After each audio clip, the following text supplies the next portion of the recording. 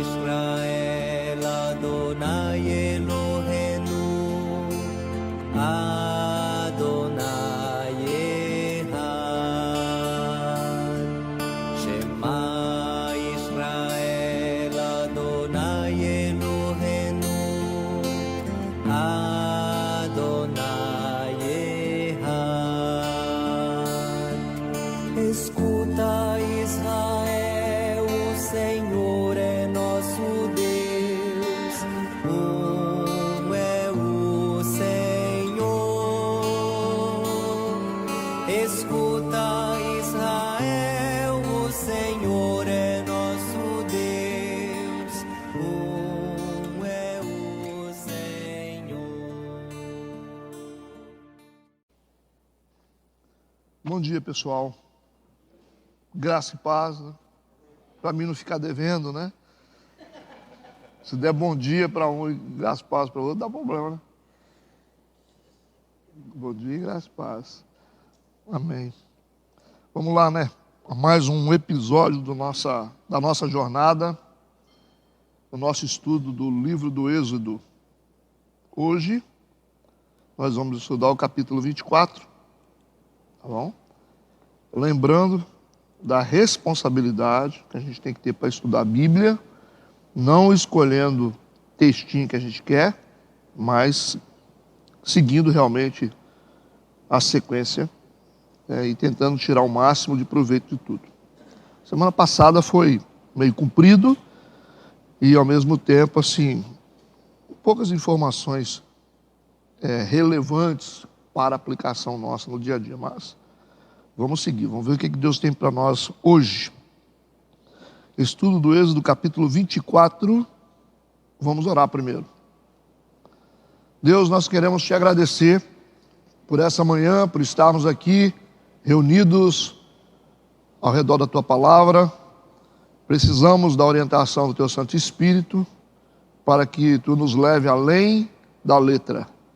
Em nome de Jesus, nós pedimos que teu Espírito Santo nos conduza, nos mostre a tua vontade através daquilo que será exposto hoje.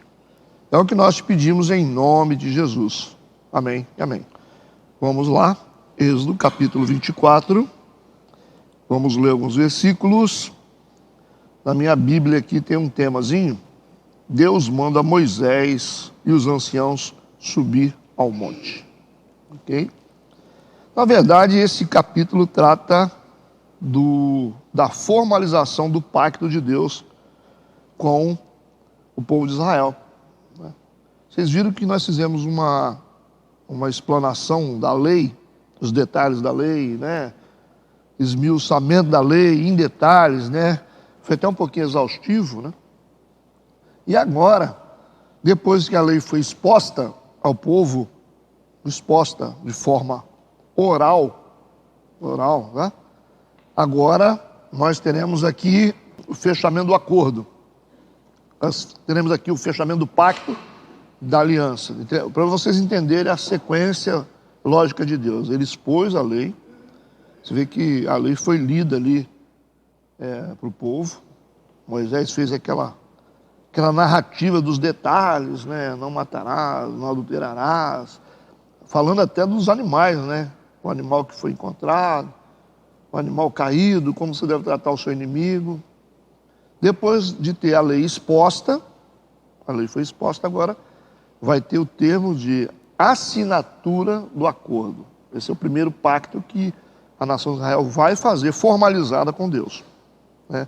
Deus é um Deus de pacto, né? Deus é um Deus de aliança. Então, no mundo espiritual tem um cartório espiritual onde as coisas são registradas. Por isso que Deus, o que ele fala é lei.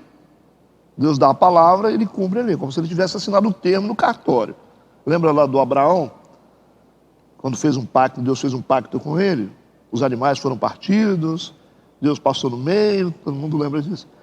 Então, assim, para Deus, palavra é palavra, acordo é acordo, pacto é pacto. Então, no mundo espiritual fica um registro. A gente dá sempre o exemplo da gente, quando vem para a igreja, resolve se tornar membro da igreja. Você está fazendo um pacto, uma aliança, com um monte de testemunha. A igreja é testemunha. Você vem aqui na frente, eu quero ser membro dessa igreja. É mais ou menos como se fosse um casamento, né? Prometo honrar, respeitar, né? Até que a morte nos separe.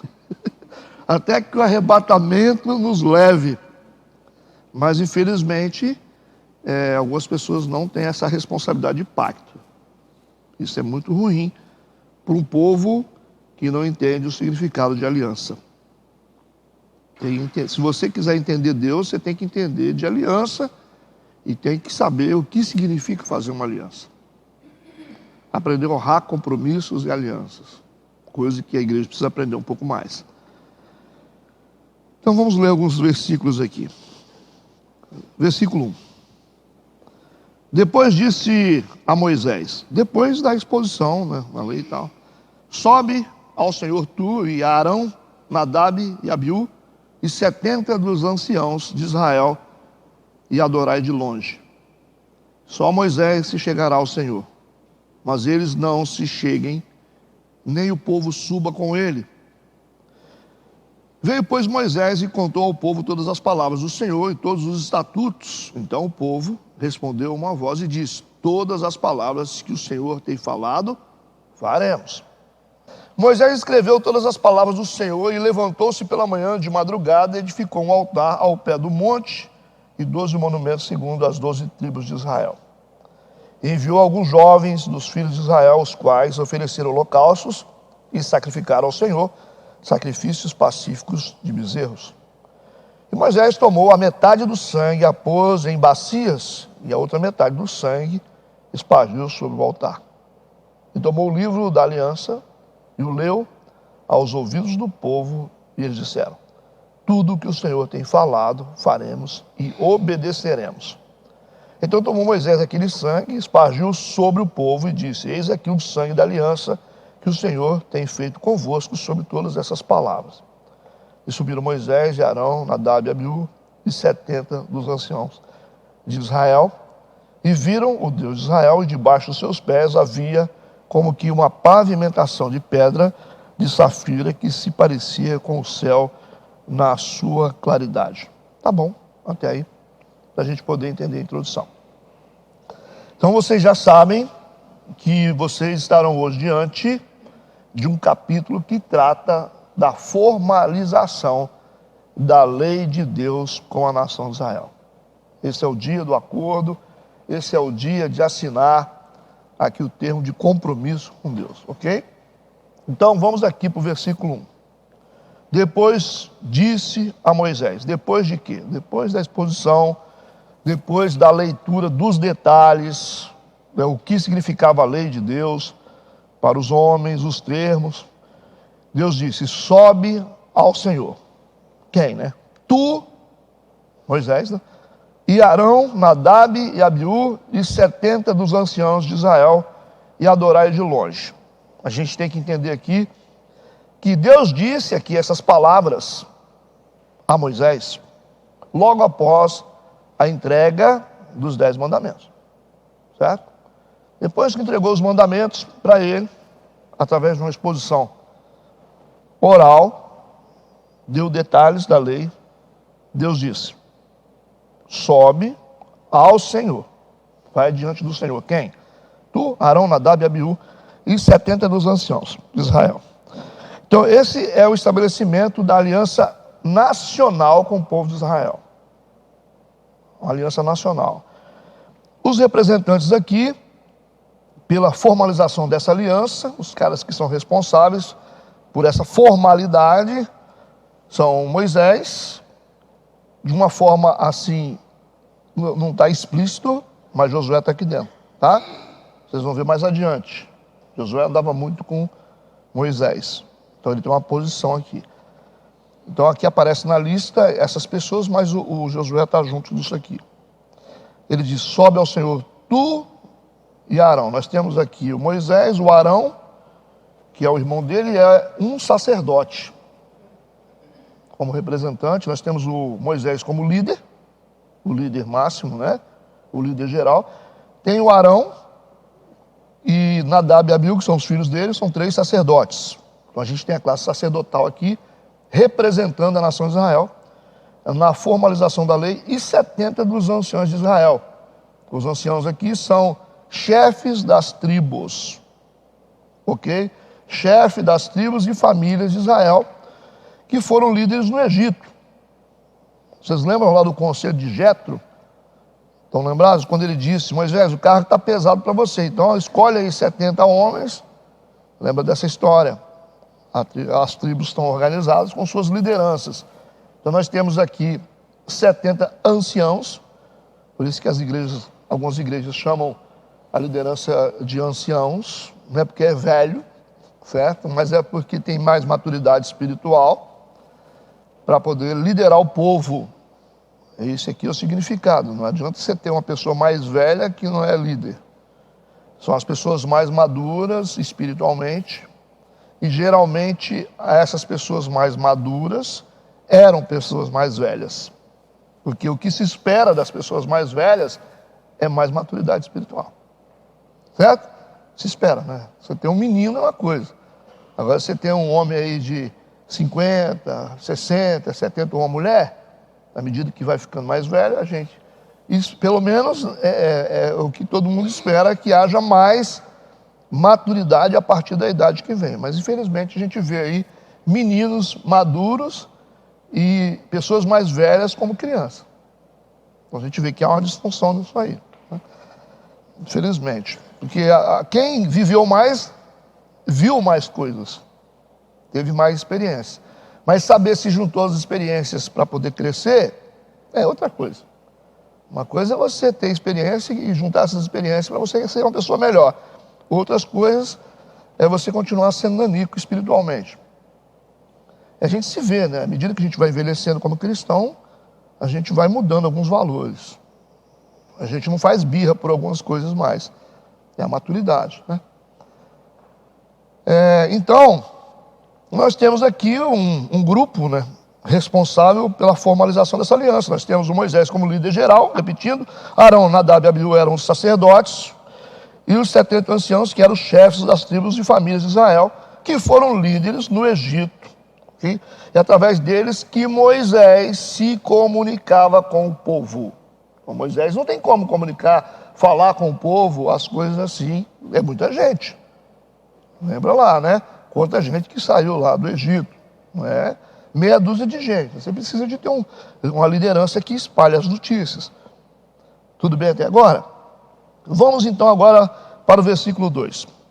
Deus disse o seguinte, ele vai ser mais específico: e só Moisés se chegará ao Senhor. Certo? Só Moisés que se chegará. Você tem um grupo de pessoas específicas que vão se achegar no monte, mas quem vai se achegar ao Senhor será só o Moisés. Mas eles não se cheguem, nem o povo suba com ele. Então a gente tem aqui um esboço simbólico, presta atenção nesse detalhe, né, do que seria posteriormente, né, a função do sacerdote. Lá no livro de Levítico você vai ter um código lá a respeito de quem pode acessar a presença de Deus. Não é qualquer pessoa. Você vai ter que ter um cara numa posição sacerdotal extrema, que é o sumo sacerdote. Só ele que pode se aproximar. Isso vai estar em Levítico aí. Então Moisés representava o sumo sacerdote que entrava sozinho no lugar santíssimo, ou lugar santo. A gente percebe aqui que ainda nós não temos ainda a construção do tabernáculo e nem temos a construção do templo, que vai acontecer lá na frente, no período de Salomão. Está entendido isso? Então a gente não tem ainda tabernáculo, a gente não tem lá o véu separando, a arca da aliança, essas coisas não tem ainda. Mas aqui já está sendo dado aqui um esboço da simbologia do que eles vão experimentar lá na frente. Então nós estamos falando aqui que uma lei foi dada para que essa lei desse condições para o homem se aproximar de Deus, porque Deus é santo, e Deus é tão santo a ponto de nos matar, por causa da santidade dele em relação ao nosso pecado. mas está sendo agora feita uma proposta de aproximação. Deus escolheu uma nação para ser dele. Essa nação vai ser uma nação próxima, bem relacionada. E para se relacionar, vão precisar de leis, critérios. Não só para instituir a nação, como nação, mas também para protegê-los. Protegê-los. Para organizar a nação, criar direitos, né, para a nação, como vai ser punido os erros, como lidar com tudo isso. Mas também para saber como é que se aproxima de Deus. Tem que saber como é que se aproxima de Deus. Não vai ser de qualquer jeito. E aqui já está ensinando. Moisés chegará ao Senhor. Aí vão ficar todo mundo perguntando, mas por que só Moisés? Calma. Calma, não é assim como vocês pensam. Moisés vai ter uma posição especial aqui. Então nós temos aqui o Moisés representando o sumo sacerdote, o único que tem autorização para acessar a presença de Deus. Ok? Então a construção do entendimento do sumo sacerdócio já está sendo dada agora. Ok? Vamos ler Levítico capítulo 16, versículo 17. Levítico 16, versículo 17. Diz assim: nenhum homem estará na tenda da congregação quando ele entrar para fazer expiação no santuário. Está vendo que Levítico está lá na frente? Depois da construção do tabernáculo. Nenhum homem estará na tenda da congregação quando ele entrar para fazer expiação no santuário, até que ele saia, depois de feita a expiação por si mesmo e pela sua casa e por toda a congregação de Israel. A gente já tem essa lei codificada no livro de Levítico, vai ser estabelecido como uma regra de acesso a Deus. Quantos entendem aí? Então Moisés entraria na presença do Senhor no monte. Arão, Nadab, Abiú e os 70 anciãos deveriam adorar de longe, e o povo não deveria ter acesso algum ao monte. Então nós temos aqui o povo no vale, nós temos no monte distante da presença de Deus, nós temos aqui os sacerdotes e os líderes, mas de longe, mas no monte. Viu que posição? Vale, monte, presença de Deus. Aí fica para a gente entender, né?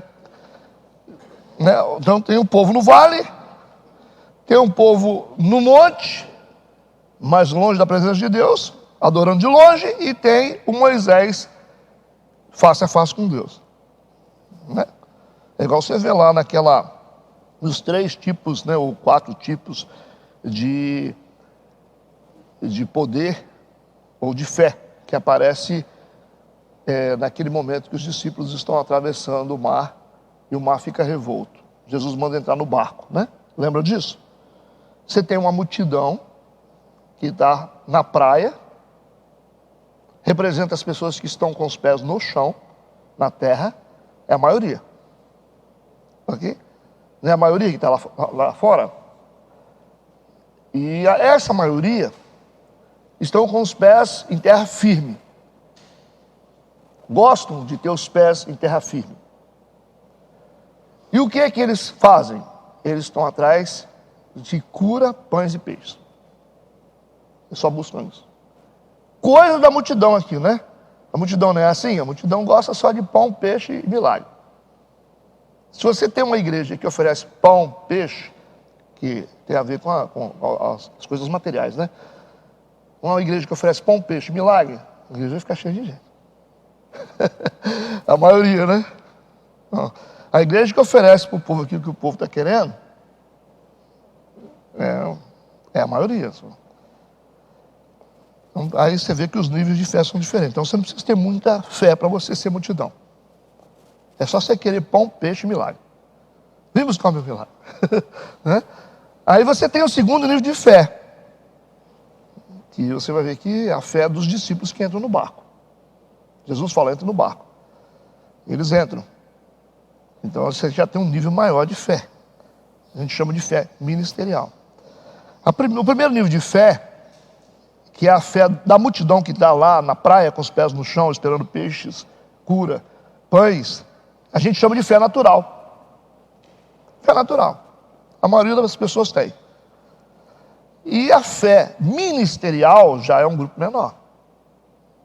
São aqueles que entram no barco que Jesus manda. Aí você vai ser pastor, você vai ser evangelista, você vai ser um missionário, você vai ser um diácono. Isso é fé ministerial. Você tem que ter uma fé acima da natural para entrar no barco. Que sabe lá o que acontece no caminho desse barco, né? Aí você tem a fé, 2 níveis de fé já. Você vê que a gente tem que saber que ponto a gente está. Então, para você ter o 3º nível de fé, você vai ter que ter uma fé sobrenatural. Já mudou. Sobrenatural, que é a fé de andar sobre as águas. Foi o que Jesus vinha andando sobre as águas, o Pedro falou, posso ir? Ou seja, eu posso ter esse tipo de fé sobrenatural? Pode, vem. E ele foi. Aí você tem ali só o Pedro. Viu como é que vai diminuindo? Multidão, fé natural. Os discípulos, fé ministerial. O Pedro, fé sobrenatural. Andando sobre as águas. Vai sempre diminuindo. Mas para você ter fé sobrenatural, você tem que ter fé ministerial. Você tem que ter coragem de entrar onde Deus manda você entrar. E tem que ir. Não adianta você chorar. Então, dificilmente quem não tem coragem de obedecer a Deus para entrar no barco que Deus manda, não consegue ter fé sobrenatural. Mas aí tem o 4º nível de fé, que é a fé extraordinária, que é a fé de Jesus. Porque o Pedro, ele teve uma fé sobrenatural, andou sobre as águas, mas ficou reparando na força do vento e afundou. Aí Jesus disse para ele, olha, para que você duvidou? Se você não duvidasse, você estava aqui em cima igual eu. Então existe a fé extraordinária ainda, que é o 4º nível de fé que Jesus tem. Então o que Jesus está dizendo para o Pedro, Pedro, existe o 4º nível de fé que você podia ter experimentado se você ficou olhando para a força do vento. Então onde é que nós estamos aí? Na natural? Na ministerial? Na sobrenatural? Ou na extraordinária? Tem que medir. A maioria está todo mundo com o pé no chão. O pessoal prefere ficar em terra firme, né? Quem gosta de terra firme é gente que só se preocupa com pães, peixes e milagres. Agora, quem tem fé ministerial é gente que não se preocupa com pães, peixes e milagres. Quem sabe que os peixes e os milagres sempre estão junto com eles. Eu vou me preocupar para quê? Onde eu estiver, Jesus vai me dar peixe, pão e milagre. Fé ministerial. Por isso você entra numa igreja, você assume uma igreja, você assume um ministério, você fala, Deus está tomando conta da minha vida, e toma conta mesmo. Né? Você não precisa ficar correndo atrás. Então o povo fica atrás onde tem peixe. Tem peixe aqui hoje, hein, vocês querem? E quanto que é o peixe? Paga até para ter peixe. Estão entendendo o que eu estou falando? Isso é coisa de povão. Eles fazem o que é próprio deles. Mas à medida que você vai crescendo na fé, você vai tendo outros níveis. Mas prestando atenção. Na fé ministerial, você vai entrar numa dimensão espiritual, mas você está protegido por um barco. Certo? Tem um barco ali. Que é uma coisa palpável, né? Só que a sobrenatural, você não tem barco não. Você vai pisar na água. Aí que está. Tem muita gente que está pisando sobre as águas. Né? Se você olhar para a força do vento, você afunda. Então é aí que Deus quer nos levar. A um ponto da gente andar sobre as águas. Vencendo os nossos temores. Você vai falar assim, como é que eu consegui chegar aqui? Você não vai saber. Como é que pode? Como é que eu não afundei ainda? É isso aí. Isso é fé sobrenatural. E se quiser extraordinária, é só focar em Jesus. E não olhar para a força do vento. Nunca olhar. Não olha para o vento, não olha para a tempestade, não tenha medo. Olhe para Cristo, não para de olhar para Ele. Quando você estiver olhando para Ele, você vai ter fé extraordinária. Você vai andar sobre as águas, ó, assim, ó, dando glória a Deus e dançando ainda. E a galera vai falar, como é que pode esse cara fazer tanta coisa assim? Como que essa mulher consegue fazer tanta coisa? É bíblico o que eu falei? Então fica a dica. Seguimos. Moisés entra na presença do Senhor no monte. Arão, Nadab e Abiú, que são sacerdotes, e os 70 anciãos, que são líderes tribais, vão ficar no monte, mas de longe. De longe. Ok? Adorando, mas de longe. E o povo não deveria ter acesso algum ao monte. Então quem quer ser povão, quem só quer ser povão, vai ficar só de longe. Vendo um monte de coisa assim, sabe que está acontecendo alguma coisa, mas não experimenta nunca. Para experimentar as coisas, a gente tem que se dar o direito de ser sacerdote. Se você não for sacerdote, voltamos agora lá no retiro. Certo? Nós somos uma geração de sacerdotes. Então nós não ficamos no vale. Nosso lugar é no monte. E dependendo do nível do nosso sacerdócio, a gente fica face a face com Deus. É que está o segredo. Você que sabe. Você quer ser um sacerdote mesmo? Então você vai ficar na montanha e próximo do lugar santíssimo. É essa informação que está sendo dada aqui. Ou você fica povo no vale, fica só olhando assim. Tudo bem? Estamos entendendo, né? Versículo 3. Veio, pois, Moisés, depois de ouvir as regras, né? E contou ao povo todas as palavras do Senhor e todos os estatutos. Então o povo respondeu a uma voz e disse: todas as palavras que o Senhor tem falado, faremos. Falar é fácil, né? Falar é fácil. Amém. Foi isso que eles falaram? Amém. Certo. Está aqui, né? Então a declaração unânime de consentimento foi imediatamente registrado como as condições do pacto nacional. Todo mundo disse amém. E esse amém significa, assina aqui. Pode correr a lista das assinaturas. Todo mundo vai assinar aqui, né? Estão entendendo o que eu estou falando? No dia seguinte, depois dessa conversa, depois do amém, todo mundo falou amém, foram feitos preparativos para que fosse o pacto solenemente ratificado. Agora a gente vai para a parte prática do pacto. Então presta atenção nessas coisas. Vamos prestar atenção na construção. É assim que funcionam as coisas de Deus. Você pode até dizer amém, mas você vai passar por uma prova prática. Esquece disso não, tá? Falar é fácil, né? Opa! Estou contigo, hein?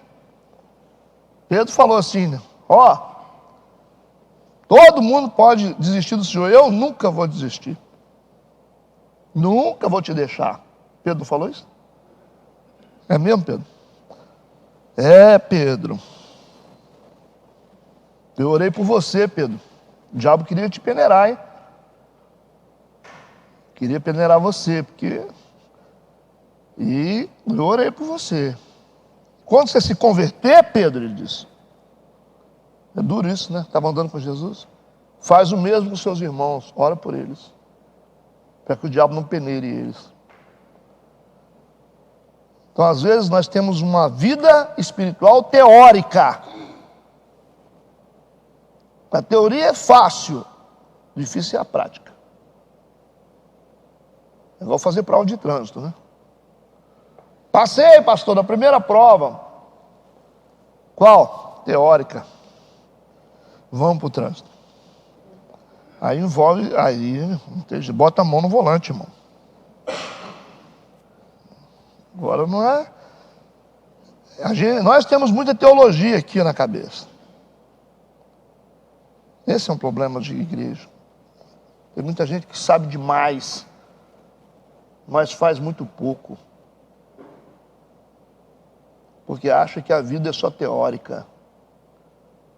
Você ter cara de cristão, carteirinha de cristão, registro no hall de membro, o fato de você dizer amém, não significa que você está pronto para responder ao chamado de Deus.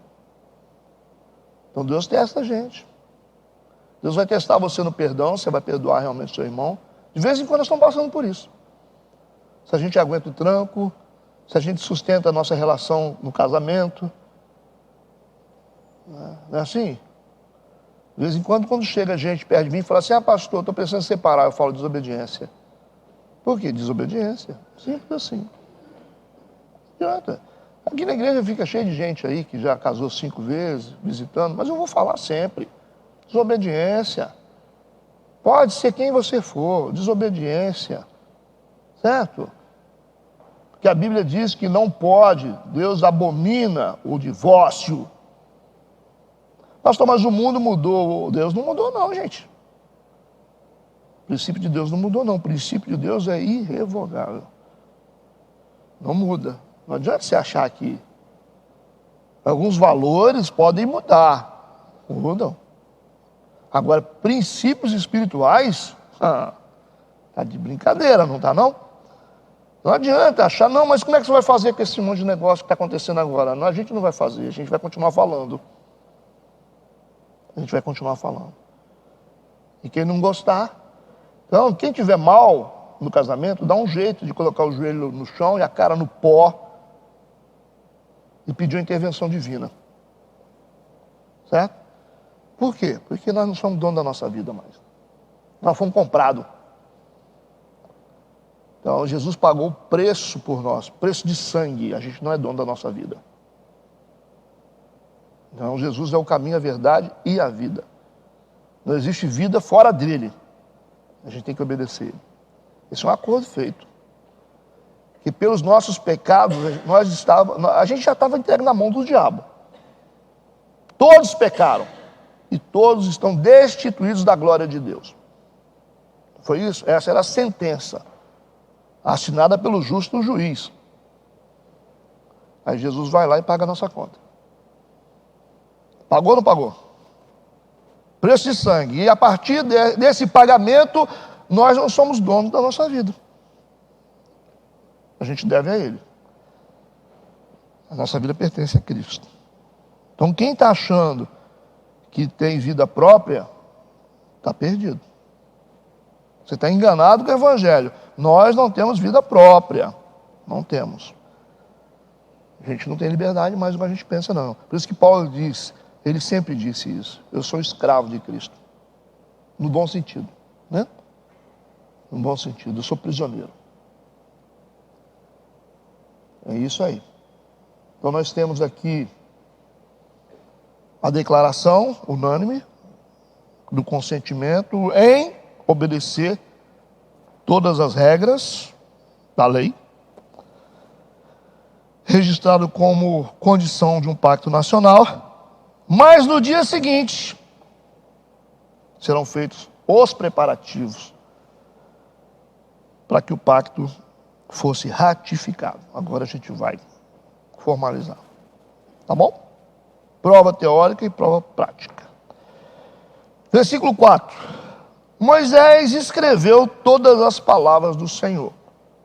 Aqui, na verdade, a gente está falando que Moisés escreveu, mas lógico que não é o Moisés que é o cara escriba que está escrevendo. Vocês entenderam? Nós estudamos isso lá atrás. Algumas coisas, alguns registros que aparecem de Moisés no Antigo Testamento foram escritos posteriormente. Certo? Nessa época não tinha uma pessoa aqui para ficar escrevendo. Moisés diz, escreve aí. Não era essa a condição. Os caras estão no deserto. Certo? Então, a comunicação do Moisés era uma comunicação oral. Oral. E posteriormente ela foi registrada. Entendido? Tanto é que a morte de Moisés foi registrada nos seus próprios livros. Como é que pode? O cara morto escrevendo sobre a própria vida. Ninguém entendeu o que eu falei? Moisés escreveu todas as palavras do Senhor e levantou-se pela manhã de madrugada, edificou um altar ao pé do monte e 12 monumentos segundo as 12 tribos de Israel. Então os termos dessa aliança vai estar sendo ratificado agora, tá? Através da construção de um altar e 12 pilares. Esse aí que é o documento. Esse aí é o termo de compromisso, essa é a escritura. Não tinha, não é fazer escritura não, está aqui. Um altar construído e 12 pilares. O altar representado por Deus, representa Deus, e os 12 pilares representando as 12 tribos de Israel. Entendido isso? Um altar representando Deus e os 12 pilares representando as tribos de Israel. Era um pacto entre Deus e os homens. Versículo 5. E enviou alguns jovens dos filhos de Israel, os quais ofereceram holocaustos e sacrificaram ao Senhor sacrifícios pacíficos de bezerros.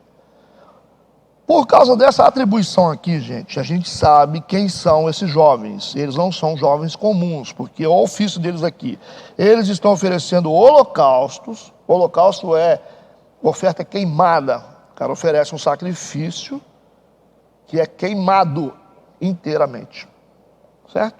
Quando você ouve a palavra holocausto é porque a oferta que está sendo entregue ela vai ser totalmente queimada. Entendido? Por isso que é holocausto. A gente lembra lá do holocausto lá dos nazistas, né, que queimavam os judeus. É só um paralelo para a gente entender. A gente vê também sacrifícios pacíficos de bezerros. Qual a diferença entre holocaustos e sacrifício pacífico, ou oferta de paz? O sacrifício pacífico é o sacrifício oferecido em adoração. Às vezes você está oferecendo alguma coisa como gratidão a Deus, então por isso que é chamado sacrifício pacífico. Existe algum sacrifício que envolve algum nível de turbulência. Tá? Às vezes você tem que oferecer um sacrifício para impedir uma intervenção divina. Já viram isso na Bíblia, certo? Mas existe o sacrifício de gratidão, de adoração. Por isso que é chamado sacrifício pacífico ou oferta de paz. Entendido? Então, esses jovens que foram enviados, com certeza eram sacerdotes. Por causa da atribuição de oferecer sacrifícios, holocaustos e sacrifícios pacíficos de bezerro. Então, não era qualquer pessoa que podia fazer isso. Ok? Esses jovens aqui são jovens com a atribuição de sacerdócio. Então, o sacrifício pacífico é uma expressão de adoração e louvor. Geralmente, atos de gratidão por bênçãos recebidas. Vocês entendem o que eu falo aqui? Tudo bem? No versículo 6, Moisés tomou a metade do sangue desses bezerros, metade, e pôs em bacias. E a outra metade do sangue espargiu sobre o altar. Vamos assinar isso agora. Qual vai ser a assinatura? Sangue. A tinta agora desse documento vai ser sangue. E sangue de um animal, hein? Que foi sacrificado. E a gente tem aqui um animal sendo sacrificado para a formalização de um pacto. Estão construindo na cabeça? Aí vocês têm que juntar tudo que vocês aprenderam até hoje. Para vocês entenderem isso aqui. Nós temos aqui animais sendo sacrificados. O sangue vai ser o elemento de assinatura desse acordo, desse pacto entre Deus e os homens. Metade do sangue posto em bacias e a outra metade igual, aspergido sobre o altar. O altar representa Deus. Certo? Então a assinatura de Deus está sendo feita aqui agora. A primeira parte, que foi a leitura pública da lei e a renovação da aceitação dos termos pelo povo. Leram os termos da lei, nós lemos semana passada, terminando. E o povo disse, nós aceitamos, senhor, tudo beleza, nós vamos cumprir isso aí, beleza. A segunda parte, representada pela aspersão do sangue, que era o sinal de ratificação solene da aliança. Então a gente teve duas fases aqui. Primeira parte, a exposição da lei, a leitura pública, lembra disso? Todo mundo ouvindo, e a renovação da aceitação dos termos pelo povo. Nós aceitamos. Agora a segunda parte vai ser a assinatura. Parece até um casamento, não parece? Entendeu a dimensão de aliança, como é que funciona já no Antigo Testamento? O pastor está falando lá na frente do casamento, você aceita? Aceito. Você também aceita? Aceito. Amém? Até que a morte os separe. Lógico, amém, glória a Deus. Não é assim? E depois o que acontece?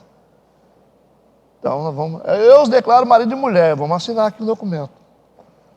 Aí vai assinar o noivo e a noiva e as testemunhas. Percebe de onde surgiu isso? Quantos anos nós estamos aqui? Nós estamos antes de Cristo, quantos anos? Você imagina, hein? Entenderam isso aqui? A validade disso. Seguindo, versículo 7. Tomou o livro da aliança e o leu aos ouvidos do povo. Leram de novo, hein? Tem certeza, gente? Vocês vão ter esse pacto com Deus mesmo? Nós vamos ler aqui, ó. Aí vai ler o livro da aliança e o leu aos ouvidos do povo. E eles disseram, tudo o que o Senhor tem falado faremos e obedeceremos. Visto que a lei é chamada de aliança, na qual os israelitas deveriam entrar voluntariamente e com a autoconsciência, uma declaração expressa para esse feito teve de ser solicitada e obtida. Deus não está forçando ninguém a nada, por isso que leu e eles concordaram. Renovada a aceitação dos termos pelo povo, foi realizada a cerimônia que indicou a ratificação solene, aspergindo a metade do sangue sobre cada uma das partes na transação. Entendido isso? Primeira aspersão de sangue, a primeira parte foi aspergida sobre o altar que representa Deus. Versículo 8. Então tomou Moisés aquele sangue, a outra parte, e aspergiu sobre o povo. Como assim? Vamos usar a cabeça aí agora. Como é que foi isso? Você acha que tem o quê? Meia dúzia de gente? Não. Nós temos mais de 2 milhões de pessoas. Não dá para ficar fazendo assim igual o padre, não. Não dá, não. Foi sobre o povo. É por isso que vocês precisam estudar a Bíblia com maturidade. O texto está dizendo aqui, se você tiver a visão fechada e ler Bíblia sem entender contexto, você vai falar um monte de besteira. O cara vai criar uma doutrina aqui. Ele vai, não, vou aspergir sobre o povo, sangue aqui do cordeiro. Mas esse sangue espargido sobre o povo é só uma representação. Na verdade, foi aspergido sobre as 12 colunas, que representavam o povo. Puxa, vamos entender. Não foi aspergido sobre o altar representando Deus? A gente vai pegar o sangue, ó Deus? Não. Se foi aspergido no altar representando Deus, vai ter que ser aspergido sobre as colunas representando o povo. Não dá para ficar jogando em cima do povo. Haja sangue, né? Uns 50 caminhões de sangue aqui. Haja cordeiro, né? Tá claro ou tem que explicar mais? E disse, eis aqui o sangue da aliança que o Senhor tem feito convosco sobre todas essas palavras. Uma parte do sangue, a gente fala aspergida, mas tem aplicação na Bíblia de espargida, tá? Tanto faz. Sobre o altar que representava Deus, e outra parte do sangue espargido sobre o povo, que são as colunas. Tudo bem? É só simbólico. Uma coisa simbólica. O casamento você bota uma aliança, mas é uma simbologia, é um ato terreno que tem um significado espiritual. Batismo é um ato terreno, Você coloca a pessoa dentro da água, tira, que tem uma implicação espiritual. Não é assim? A gente está chamando a existência, sepultando a pessoa. Ou a gente faz ato profético assim também. Isso é normal. Santa Ceia também é um ato simbólico de uma comunhão, né?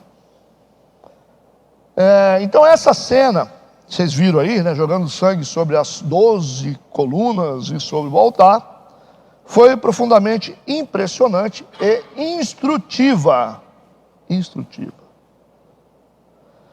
Pois Deus está ensinando aos israelitas que a aliança foi feita com eles apenas por meio da aspersão de sangue de um cordeiro que teve que ser morto. Essa era a lição, essa era a instrução que Deus estava dando para este povo. Vocês têm que entender o valor de um sangue derramado. Certo? Vocês têm que entender o valor do sangue. E a aliança é feita com sangue, porque sangue é vida. Jesus aqui não tinha nem nascido como homem,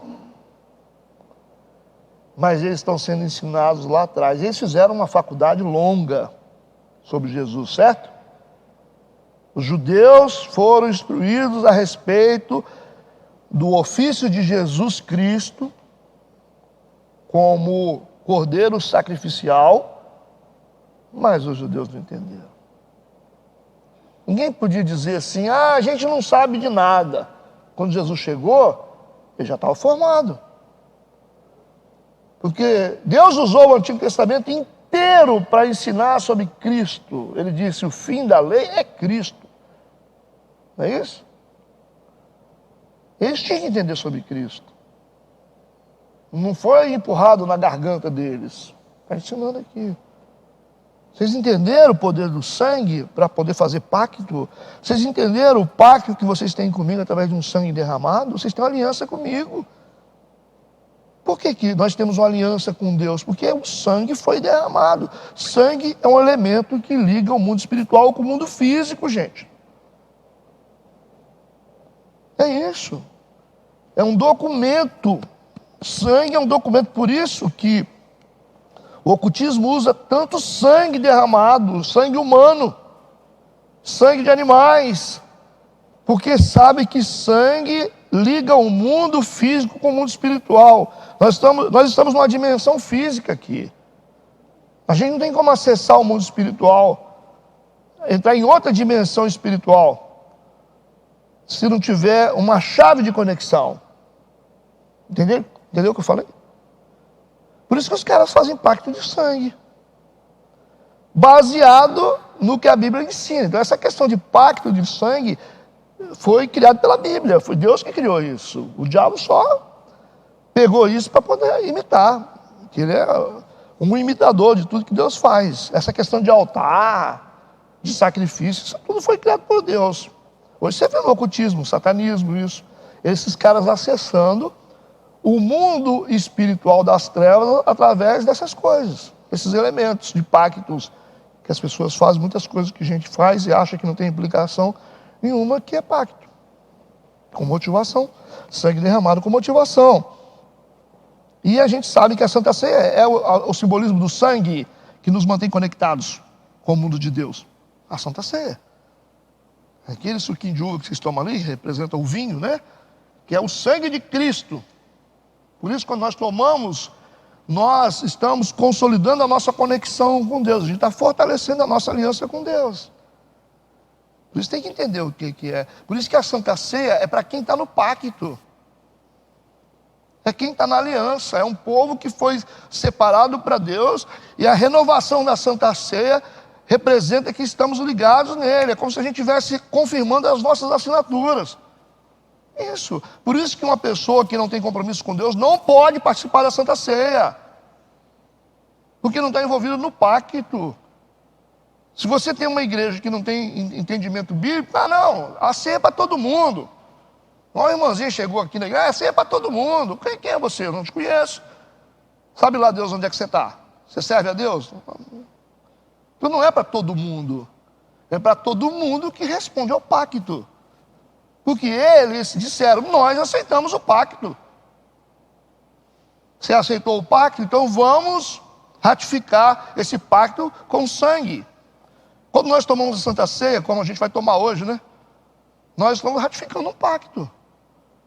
Nós estamos assinando, estamos confirmando a assinatura aqui. Nós estamos ligados com Deus, nós estamos falando para o mundo espiritual, estamos falando para o diabo também, ó, Satanás. Nós temos um pacto com Deus, não estamos soltos não, é.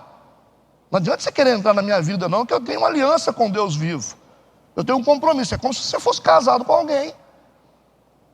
Certo? E o casamento, a formalização do casamento te dá um nível de proteção. Né? Ok? Mesma forma. Então o diabo, ele não tem como acessar esse pacto, porque esse pacto é feito com sangue. E ele teme o sangue, principalmente o sangue de Cristo. E não foi assinado com a tinta da caneta Bic, mas sim com o sangue de Deus. Nosso sangue não vale nada, mas o sangue de Cristo. Então você imagina, o diabo ele tem que bater em retirada. Essa cena é instrutiva, ok? Instrutiva. Aí nós vamos ver aqui, Hebreus capítulo 8, versículo 6. Vamos entender aqui o pacto que nós temos como igreja. Hebreus 8, 6. Mas agora alcançou ele ministério tanto mais excelente. Quem alcançou? Cristo, né? Quanto é mediador de uma melhor aliança. Nós estamos estudando a primeira aliança, que é inferior à aliança que a igreja tem com Cristo. Ela representa, é um protótipo da nossa aliança com Cristo como igreja, certo? Mas o escritor de Hebreus está dizendo que agora alcançou ele ministério tanto mais excelente quanto é mediador de uma melhor aliança que está confirmada em melhores promessas. Então, a aliança que nós temos com Deus hoje como igreja, selada através do sangue de Cristo e representada pela Santa Ceia, ela é muito mais poderosa do que a aliança que Deus fez com Israel nesse tempo que a gente está estudando aqui. Você imagina como que a nação de Israel foi abençoada por causa desse pacto. E a igreja? Porque o nosso pacto não foi com sangue de bezerro não, irmão, foi com sangue de Cristo. Por isso que o escritor de Hebreus está dizendo que a nossa aliança é muito mais excelente. Se Israel foi abençoada com esse pacto, imagina a igreja. Hebreus 9, versículo 28. Assim também Cristo, oferecendo-se uma vez para tirar os pecados de muitos, aparecerá segunda vez sem pecado aos que esperam para a salvação. Ele veio uma vez, ofereceu-se para tirar os pecados de muitos, e vai aparecer a segunda vez para nos arrebatar. Certo? Por quê? Por causa do pacto. Por causa do pacto. O retorno de Cristo, ele vai ser confirmado para nós se o pacto estiver ainda assinado. Então, quando Cristo vier nas nuvens para arrebatar a igreja, ele vai olhar para quem tem esse documento. Mostra aí a sua escritura, de acordo com o seu pacto, que foi assinado com sangue. Ah, não tem não. Tem não? Então fica, meu bem. Você não sobe. É isso. Quem não tiver um pacto com o Cordeiro. Por que Jesus disse para os discípulos na Santa Ceia? Fazer isso em memória de mim, até que eu venha. Por que ele disse isso? Mantenha o pacto com sangue. Até quando? Até que eu venha. Porque é esse pacto que mantém vocês conectados com a aliança que dá direito de serem arrebatados. O que acontece com o crente quando ele não tem pacto? Ele já não toma Santa Ceia. Ele rompe com a aliança. Ele vai para fora de falar, eu não sabia de igreja não. Aí ele rompe com o pacto. Isso deixa ele vulnerável. Quando ele se reconcilia com a igreja, o que é que ele faz? Ele volta a tomar a Santa Ceia. Ele volta para o pacto. O problema é que nesse intervalo, se Jesus vier nesse intervalo, como é que faz? Vocês estão achando que ele vai mudar de ideia? Porque o arrebatamento é um imã que puxa pactos. Entendeu? Não adianta você falar assim, pastor, mas o imã aqui é para puxar só metal. Aí vai puxar a cadeira que é de plástico? Não puxa. Não puxa. Não está configurado para isso. Isso é princípio. Então o arrebatamento vai ser o imã que vai puxar os pactuados no sangue. Hebreus capítulo 12, versículo 18 a 23, para reforçar. Hebreus 12, 18 a 23. Interessante que nós estamos lendo um livro sacerdotal, o livro de Hebreus, que fala muito sobre sacerdócio. Hebreus 12, 18 a 23. Porque não chegastes ao monte palpável. Lembra que o Moisés está no monte. Certo? Estão lembrando disso? Então ele está fazendo uma analogia aqui. Porque não chegasse ao monte palpável, aceso em fogo, e a escuridão e as trevas e a tempestade. Porque quando Moisés sobe nesse monte, alguns eventos vão acontecer ali. Eventos que estão descritos aqui. Fogo, escuridão, trevas e tempestade. Vai haver um impacto ali quando Moisés estiver no monte. Vocês vão ver depois. Só que o escritor de Hebreus está falando para a igreja, porque não chegastes, nós não chegamos ao monte palpável. Vocês não estão igual Moisés em cima de um monte, certo? É um monte palpável, uma montanha como ele estava, o povo estava lá no vale, o Moisés no monte. Vocês não chegaram a um monte palpável, pedra, como Moisés estava. Aceso em fogo, e a escuridão e as trevas e a tempestade, e ao sonido da trombeta e a voz das palavras, a qual os que a ouviram pediram que se lhes não falasse mais. Eles vão ficar impactados aqui, Moisés e aquelas pessoas que estarão ali, observando a manifestação de Deus, que a gente vai ver nos próximos versículos. Versículo 20, porque não podiam suportar o que se lhes mandava.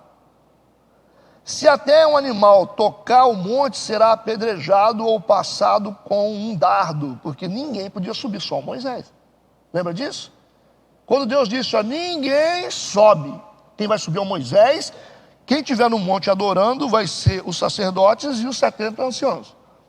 E o povo fica embaixo, não se atreva. Se subir um animal, se o animal tivesse perdido e subisse, ele morria. Entenderam isso? É isso que ele está falando aqui. Versículo 21. E tão terrível era a visão que Moisés disse, estou todo assombrado e tremendo. Versículo 22. Mas, aí ele vai falar para a igreja, para nós. Mas chegaste ao monte Sião, e à cidade do Deus vivo, a Jerusalém celestial, e aos muitos milhares de anjos, a universal assembleia e igreja dos primogênitos, que estão inscritos nos céus, e a Deus, o juiz de todos, e aos espíritos dos justos aperfeiçoados. Você viu por que nós teremos uma experiência muito maior do que Moisés? Então, o monte da igreja não é um monte físico que o Moisés subiu, mas o monte nosso é o monte celestial. Alguns permanecerão no vale, mas uma geração subirá ao monte. Por isso que ele está descrevendo aqui esse monte como a Jerusalém celestial, e aos muitos milhares de anjos, a universal assembleia e igreja dos primogênitos, a reunião da igreja com Cristo, que estão inscritos no cartório dos céus. Entendeu agora o significado de um pacto, de uma aliança? Amém. Tudo bem? Respiremos. Está entendido até agora? Ou tem dúvida? Vamos seguir. Versículo 9. E subiram Moisés e Arão, Nadab e Abiú e 70 dos anciãos de Israel. Subiram em obediência à ordem estabelecida por Deus. Eles têm um limite para subir. Os sacerdotes, Arão, Nadab e Abiú, eram os representantes espirituais do povo. E os 70 anciãos eram os líderes políticos. Certo? Vamos lá. Vocês vão subir, mas vocês não vão subir muito. Subir totalmente é só Moisés. Versículo 10. E viram o Deus de Israel. Viram. É um monte de gente vendo. Então não está falando só de Moisés. Se fosse só Moisés, conforme foi estabelecido que só ele entraria na presença de Deus, mas viram significa que mais gente viu. Viram o Deus de Israel, e debaixo dos seus pés havia como que uma pavimentação de pedra de safira, que se parecia com o céu na sua claridade. Tiveram uma visão no monte. Mas vocês acreditam realmente que essas pessoas aqui, representadas pelos sacerdotes Arão, Nadab e Abiú, eu não estou falando nem do povo, tá? O povo está lá embaixo. Arão, Nadab e Abiú, sacerdotes, e os representantes anciãos, 70 deles, líderes tribais. Esse versículo 10 está dizendo que eles viram a Deus. O que vocês acham? A Bíblia mostra que ninguém viu a Deus e ficou vivo. Então eles não viram Deus. Certo? Então temos que saber interpretar. Eles não viram Deus. Pastor, o que é que eles viram então? Não era uma forma visível ou como a gente imagina. Ah, viu Deus? Não viu. Ninguém viu a Deus. Certo? Mas Moisés falava com Deus face a face, como se fala com um amigo, no sentido de intimidade, não de cara a cara. É só você entender as características de Deus. Você consegue ficar cara a cara com o sol? Consegue? Não consegue, né? O sol é bom? Precisa do sol? Mas se você se aproximar muito do sol, você morre. É a lógica? Deus não é o sol da justiça? Então a aproximação de Moisés, como é que Moisés voltou do monte depois? Com o rosto resplandecido. Ele chegou perto, mas não como a gente pensa, né? Tinha que colocar um véu no rosto. Porque Deus é santo. É por isso, não é porque Deus quer matar as pessoas, porque a santidade dele ofusca o nosso pecado e nos destrói. Viram o Deus de Israel, no sentido figurado aqui, não viram de uma forma visível a representação da natureza divina, eles não viram isso, mas viram um símbolo ou um emblema da sua glória, que viram à distância, que foi exibido diante das testemunhas escolhidas. Tem um grupo escolhido aqui. Eles viram a manifestação que representava a glória de Deus ali. Eles viram que tinha um negócio transcendental acontecendo ali, diferente. É isso que está acontecendo. Porque vocês sabem que esses homens aqui não tinham direito de se aproximar tanto. Então a visão deles é uma visão limitada. Ok? O acesso deles é um acesso limitado. Então, versículo 10. E viram o Deus de Israel, tem que ser entendido com maturidade. Viram o quê? Um emblema, um símbolo da glória de Deus. Deus pode se manifestar com a glória dele assim de uma forma, vem com a nuvem assim. Eles viram que aquilo ali não era normal. Principalmente para aquele tempo. Não era uma manifestação normal. Como Moisés viu a sarça pegando fogo e não se queimando. Uma loucura, né? Porque era muito comum as sarças pegarem fogo no deserto instantaneamente, por causa do calor. Mas quando ele olhou para a sarça, ele via que a sarça queimava, mas não se consumia, ele falou, tem um trem errado aí. Esse troço queima, não para de queimar, não. Aí ele viu que ele estava diante do transcendental, diante do mundo de Deus. Era uma forma de Deus mostrar a glória dele para o Moisés. O Moisés queria ir para lá, né? E ele falou, eu vou lá, eu vou entrar nesse negócio, eu vou entrar nesse mistério, por causa da característica dele como egípcio. Como os egípcios se achavam deuses, eles achavam que tinham monopólio do mundo espiritual todo. Então eles achavam que podiam entrar e sair como deuses. Ele era um príncipe do Egito. Então ele era como um faraó, filho de faraó, filho da filha do faraó. Então eles tinham essa coisa de Deus. Se você não é Deus, o faraó, se você é filho, você é um semideus. Então o Deus, ele entra e sai a hora que ele quer do mundo espiritual. A gente domina esse negócio aqui. Por isso que Moisés disse que eu irei para lá e verei porque que essa sarça queima, mas não se consome. Ele achou que ele estava operando no ocultismo dos egípcios. Porque era acostumado, os egípcios faziam isso. Viu lá quando Moisés lança lá, a vara se transforma em cobra, aí os magos fazem a mesma coisa? Porque eles tinham acesso ao mundo oculto também, das trevas. Então Moisés encheu o peito e falou, eu vou para lá e eu vou saber. Aí Deus fez o quê? Botou a mão no peito dele. Falou, aqui não, irmão. Aqui você não entra não. Por que não? Não. Isso aqui é o mundo de Deus. Esse mistério aqui, você tem que tirar a sandália dos seus pés. Mas esse tirar a sandália dos pés representava um monte de coisa. Não é só simplesmente arrancar uma sandalinha dos pés. Você tem que arrancar tudo que você tem dentro de você. Senão você não vai entrar nesse lugar aqui não. Entendeu isso? Tudo bem, né? Entenderam como foi a visão deles? Desses sacerdotes e desses anciãos? Deuteronômio capítulo 4, versículo 15. Deuteronômio capítulo 4, versículo 15. Diante daquela manifestação de poder, eles ficaram meio impactados assim, né? Certo? Ficaram assim, né? Aí, vamos ver o que Deus quer ensinar aqui agora. Por que isso não foi visto com tanta clareza? Porque a gente incorre no erro de cometer o pecado que Deus mais abomina. Certo? Então Deus tem um problema sério com idolatria. Deus abomina a idolatria. Você imagina.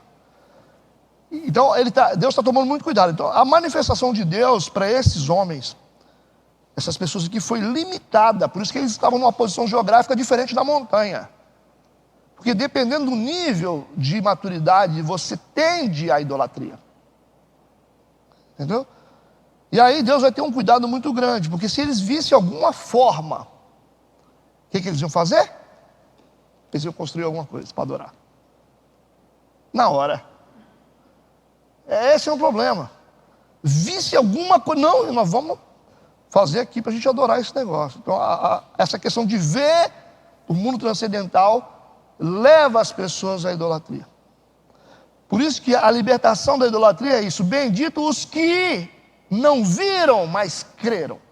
Então o maior nível de libertação da coisa que Deus mais abomina é esse: você crê sem ver. Entendeu? Essa é a libertação total do ser humano. Quando você fica querendo ver, você já viu gente que fala assim, eu vi isso, até um anjo ali. Você já viu que essas pessoas são um pouco confusas? Já perceberam isso? Eles ficam vendo tudo. Eu não estou dizendo que a gente não pode ter visão. Estou falando de, existe a visão espiritual. Deus pode descortinar o mundo espiritual para algumas pessoas, sim. Ponto. Mas tem gente que tem mania. Faz a coisa banalizada. Ei, tem um anjo aqui, hein? Ali. É anjo. Uma doideira. Então, esse é um caminho muito perigoso para a idolatria. Que as pessoas querem ver. Por isso que Jesus disse, se eles não virem os sinais, eles não crerão. Está falando de uma geração corrompida espiritualmente. Se eles não verem os sinais, eles não crerão. Eles querem ver sinais. Eles só vão me seguir se eles virem os sinais. Está lidando com a multidão. Certo? Agora, quando você vai para um deserto e você não vê nada, mas você continua andando com Deus, isso se chama fé. Isso se chama fé. É a fé do apóstolo Paulo. É a fé de Pedro na maturidade, quando diante de uma sentença de morte feita pelos romanos, Paulo dizia: eu sei em quem eu tenho crido. Isso é fé. Entendeu o negócio? Então, esse negócio de, Deus é bom por quê? Porque Ele faz. Deus é bom porque eu comprei o carro. Deus é bom porque Ele falou. Deus é bom e quando Ele não fala? Por isso que a fé dos discípulos é uma fé em alto nível. Fé para morrer.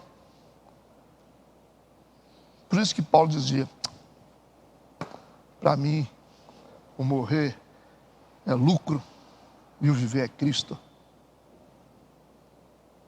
Uai, como assim? Como assim? Uma loucura esse negócio. Que fé é essa?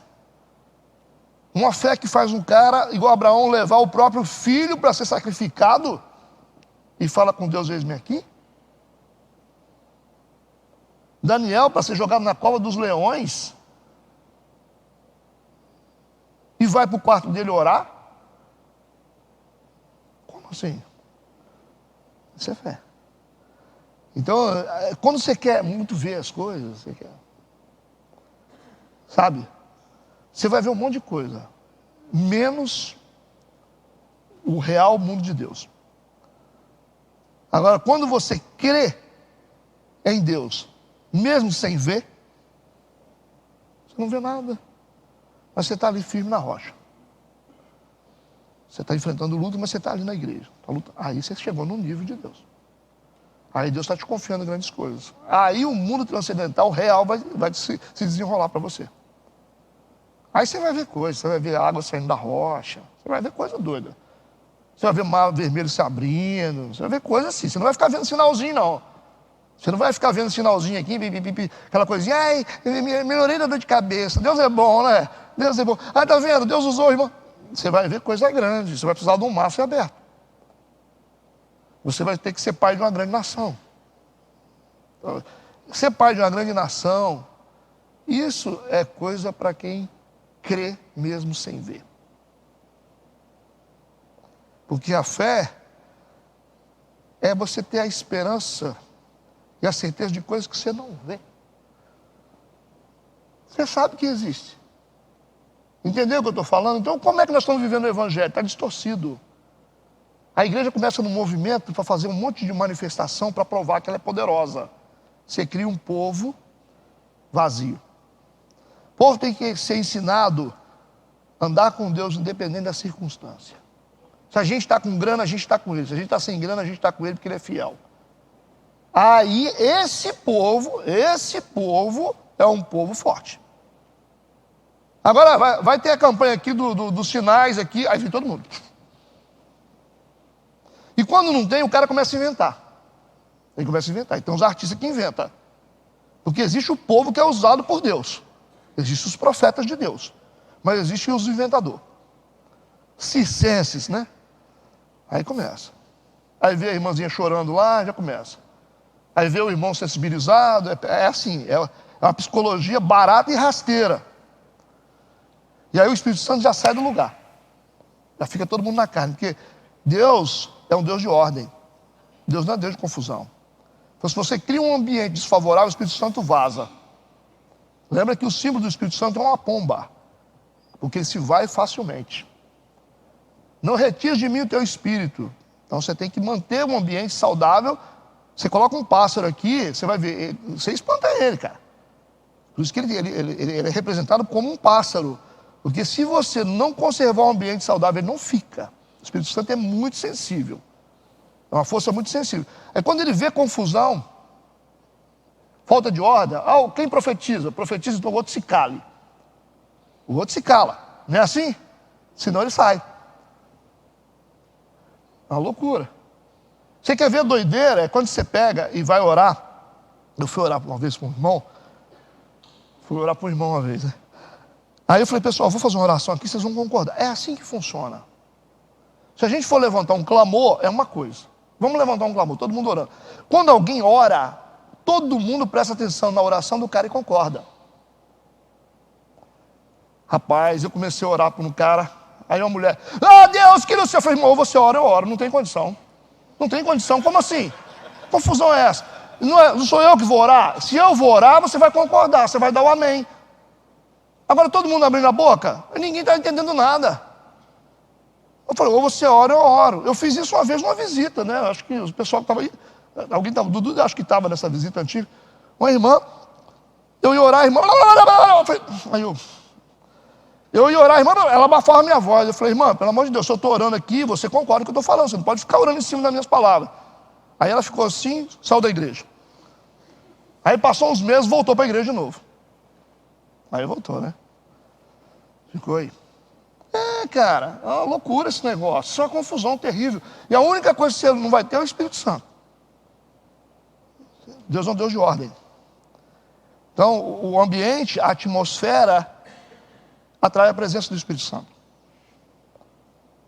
Isso que a gente precisa entender. Eu falo assim, toca lá de qualquer jeito que Deus recebe. Não recebe. Tira isso da cabeça de vocês, tá? Tira da cabeça de vocês. Irmão, eu só sei tocar só com 2 cordas só, o violão está com a corda quebrada, então não toca. Senta lá e fica quieto. Esse lance de que Deus recebe tudo é pura mentira. Não recebe tudo. Porque Deus, Deus é harmônico. Então, uma música bem tocada, ela atrai a presença de Deus. Davi era um tangedor. Quando foi convidado para tocar, me traga alguém que seja tem que ser um bom músico. Não adianta fazer meia boca. Vocês lembram que eu falei com vocês? Deus não tem pressa. Você pode gastar o tempo que for necessário para oferecer o sacrifício para Ele. Ele não tem pressa. Ele senta debaixo da árvore, como fez com Gideão. E espera você preparar o seu cabrito, o seu pão. Você pode gastar 10, 20, 30 horas. Ele fica debaixo da árvore esperando. Ele não tem pressa. Então você não pode oferecer para Deus algo que não te custe. Tem que ter custo. O custo do esforço, do sacrifício, da dedicação, do ensaio. Você quer a presença de Deus? O seu tempo de preparação tem que ser maior do que a apresentação. É a matemática de Deus. Então você vai pregar 40 minutos, 1 hora, você tem que saber que por trás disso tem que ter várias horas de preparação. Se você fizer a conta, 40 minutos de estudo e 40 minutos de pregação, sua pregação não funciona. Muitos pregadores sofrem por isso. O cara chega assim, não tem que pregar hoje. Tá bom, vamos lá. Aí, porque é a lei do sacrifício. Entendeu? Você tem que ter por trás todo um trabalho sacrificial embutido no que você está oferecendo. Senão não tem valor. Tudo que você faz para Deus tem que ter valor agregado. Tudo tem que ter valor agregado. Senão não tem fogo. Então o fogo, ele vem a partir de um sacrifício legítimo. Você vai fazer uma festa na igreja? Você quer que ela seja abençoada? Senão você tem que ter um tempo de oração, um tempo de cuidado, um tempo de organização. Um teatro, quanto tempo você acha que uma companhia de teatro gasta para poder apresentar uma peça de 1 hora? Meses de ensaio. Meses de ensaio. Então, um garoto desse que toca na igreja, eles têm que ficar de madrugada tocando violão. Eles têm que encher a paciência. A mãe tem que ficar lá falando assim, não para disso, cara. Essa guitarra, esse teclado, balão. É assim. Esses caras, eles vão ter resultado. Se você fizer a conta igual, você não terá fogo. Está claro isso aqui? Não terá fogo. Gente preguiçosa não consegue nada no reino do Espírito. Nada. É isso aí, a gente trabalha demais, a gente se matou de trabalhar para apresentar 20 minutos. Isso aí. Aí o fogo desce. Tudo bem até agora? Deuteronômio capítulo 4, versículo 15. Guardai, pois, com diligência as vossas almas, pois nenhuma figura vistes no dia em que o Senhor em Horebe falou convosco do meio do fogo. Você viu o que está escrito aqui em Deuteronômio? Está dizendo que essa experiência que esses sacerdotes, Arão, Nadab e Abiú, tiveram, e os 70 anciãos, eles não viram nenhuma figura. Por quê? Por que não viram? Vê o versículo 16 e lê para mim em voz alta aí. Seguinte, de Deuteronômio 4, versículo 16. Lê em voz alta aí, quem pode? Para não vos corromperdes fazendo Ai. Forma de qualquer figura semelhante a homem ou mulher. Entendeu agora? Por que que eles não conseguiram ver nitidamente esse mover de Deus? Porque eles iam usar isso como uma forma de idolatria. Então, para não incorrer no problema de idolatria que Deus abomina, Deus limitou a visão deles. Entendeu isso? Vamos para o versículo 11. A gente está indo para o final. Porém, não estendeu a sua mão sobre os escolhidos dos filhos de Israel, mas viram a Deus e comeram e beberam. O que o texto está dizendo? Deus não estendeu a mão sobre eles. Por que não estendeu? Aí foi um mistério ali. Que a tendência é que quando Deus chegasse, as pessoas morreriam, por causa do pecado. Lembra quando os caras viam um anjo numa teofania? Eles ficavam, ai Deus, ai de mim, estou perdido. Porque quando essa visão transcendental dava um sentimento de ameaça e de morte. Quando Deus se manifestava, por causa do pecado do homem, o homem temia. Você vai ver as manifestações de anjos na Bíblia, os caras ficam tremendo. Porque eles ficam com medo de morrer. Então está dizendo, Deus não estendeu a sua mão sobre os escolhidos dos filhos de Israel. Deus não matou os sacerdotes e os anciãos. Tinha um mistério ali. Fica essa dúvida, por quê que Deus não matou eles, sendo que Deus é santo e o pecado era motivo para Deus matar todos, por causa da presença dele? E, além disso, de não matar eles, eles comeram um banquete na presença de Deus. Estranho, né? Essa analogia da igreja. Que nós poderíamos, através do sangue de Jesus, se aproximar de Deus, como a gente faz hoje. A gente fica cheio do Espírito Santo hoje. Se aproximar de Deus, entrar no Santíssimo de Deus, é o que a gente faz hoje como igreja. Sem morrer. E aí a gente senta numa mesa com Deus, esse banqueteiro que Deus está fazendo. A igreja faz isso hoje, por quê? Por causa do sangue de Cristo. Então a informação que está sendo dada aqui é que essa manifestação que aconteceu nesse monte, onde esses sacerdotes e esses anciãos não morreram por causa da presença de Deus e comeram na presença de Deus, era uma analogia para o futuro, para a igreja, do que iria acontecer. Por que eles conseguiram fazer isso? Por causa do sangue daquele animal que foi aspergido sobre o altar e sobre as colunas. O sangue deu condições para isso. Essa assinatura com o sangue. Por isso que isso estava apontando para um futuro onde a morte de Cristo ia nos levar para dentro do Santíssimo. Por isso que o escritor de Hebreus diz que nós temos que ter ousadia para entrar no Santo do Santo. Porque você tinha medo de entrar. Você morria. Hoje a gente tem acesso ao Santo do Santo. A gente entra correndo dentro do lugar santíssimo sem morrer por causa do sangue de Cristo que foi aspergido. Tudo bem?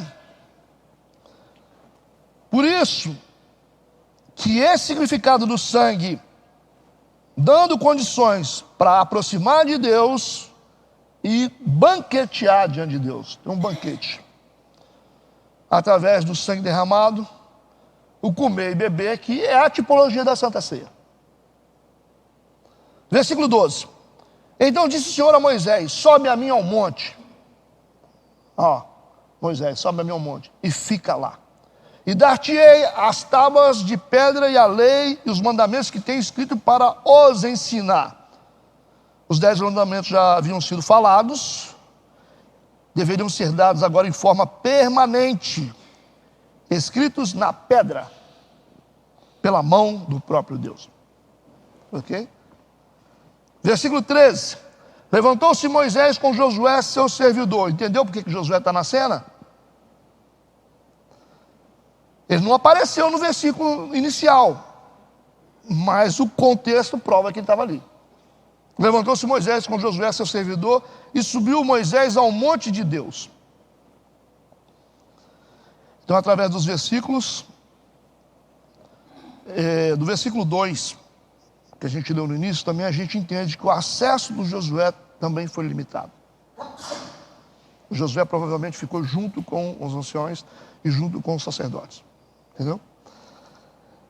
Versículo 14. E disse aos anciãos: esperai-nos aqui, até que tornemos a vós, e eis que Arão e Hur ficam convosco. Quem tiver algum negócio, se chegará a ele.